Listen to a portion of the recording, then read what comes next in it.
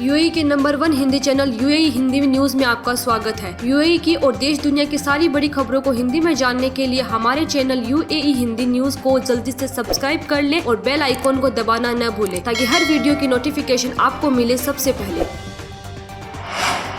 बिना परिवार के यूएई रवाना होंगे एमएस धोनी के चेन्नई सुपर किंग्स। 13वें सीजन का आयोजन 19 सितंबर से यूएई में होना है। शुरुआत में सीएसके टीम 19 अगस्त को ही यूएई रवाना होना चाहती थी, लेकिन बोर्ड से अनुमति न मिलने की वजह से महेंद्र सिंह धोनी की टीम 25 अगस्त को बाकी की टीम के साथ ही यूएई जाएगी। हालांकि इस दौरान खिलाड़ियों का परिवार उनके साथ नहीं होगा। टाइम्स ऑफ इंडिया में छपी खबर के मुताबिक सीएसके टीम बोर्ड की गाइडलाइंस, जिसके मुताबिक खिलाड़ियों का परिवार ट्रेनिंग के दौरान खिलाड़ियों के आसपास नहीं होना चाहिए, उनका पालन करते हुए बिना परिवार की यात्रा करेगी। टीम से जुड़े सूत्र ने कहा, शुरुआती फेज के लिए परिवार खिलाड़ियों के साथ यात्रा नहीं करेगा।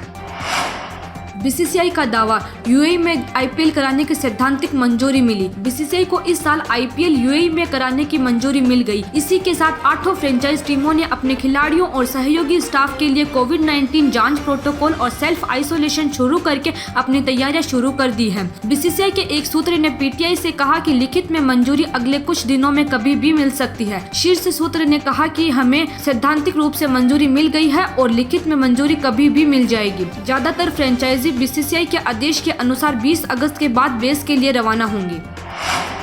यूएई शासक बोले, स्पेन के कोर्डोबा गिरजाघर को मस्जिद में किया जाए बहाल। यूएई के शासक शारजाह सुल्तान बिन मोहम्मद अल कासिमी ने गुरुवार को स्पेन में कोर्डोबा कैथेड्रल को एक मस्जिद में बहाल करने की मांग की। अमीराती नेता ने शारजाह न्यूज द्वारा साझा किए गए एक इंटरव्यू में कहा, बहुत कम से कम हम कोर्डोबा मस्जिद की वापसी की मांग करते हैं जो चर्च को दी गई थी, क्योंकि यह एक उपहार है जो उन लोगों के लिए नहीं जो योग्य नहीं है। सुल्तान बिन मोहम्मद अल कासिमी का ये बयान ऐसे समय में आया है जब यूएई के कई नेता और अधिकारियों ने हागिया सोफिया को मस्जिद का दर्जा दिए जाने पर तुर्की की आलोचना की है।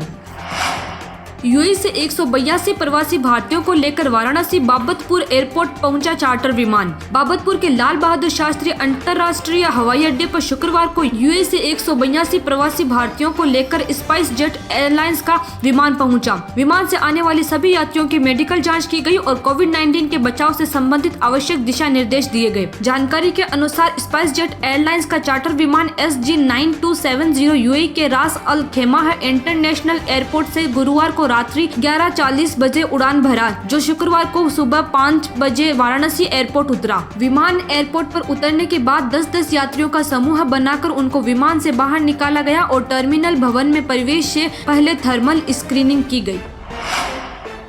जुलाई के अंत तक यूएई में 6,65,000 से अधिक व्यापार लाइसेंस जारी किए गए। यह दिसंबर 2019 में जारी किए गए 6,52,885 लाइसेंसों की तुलना में 1.9% की वृद्धि है। इस बात की जानकारी राष्ट्रीय आर्थिक रजिस्टर में दी गई है। इन आंकड़ों के आधार पर आने वाले महीनों में देश में लाइसेंस जारी होने की उम्मीद है, जो कई क्षेत्रीय और वैश्विक अर्थव्यवस्थाओं में मंदी के बावजूद राष्ट्रीय अर्थव्यवस्था के समग्र विकास का समर्थन करेगा।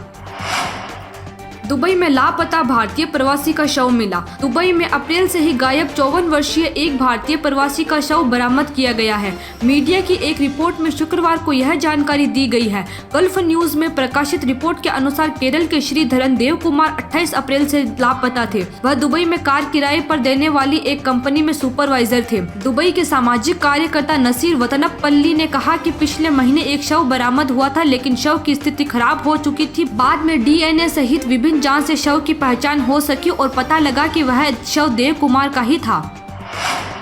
बीसीसीआई के फैसले पर सभी टीमों की सहमति। दुबई में 6 दिनों तक क्वारंटीन रहेंगे खिलाड़ी। आईपीएल के 13वें सीजन के आयोजन के मद्देनजर सभी टीमों ने खिलाड़ियों के क्वारंटीन होने से जुड़े एक अहम फैसले पर सहमति जता दी है। बीसीसीआई की टीम के मालिकों के साथ हुई मीटिंग के बाद यह साफ हो गया है कि सभी खिलाड़ी दुबई पहुंचने पर 6 दिन क्वारंटीन रहेंगे। खिलाड़ियों के प्रैक्टिस के लिए आईपीएल की सभी टीमें अपने खिलाड़ियों के साथ 20 अगस्त को ही दुबई जा रही है।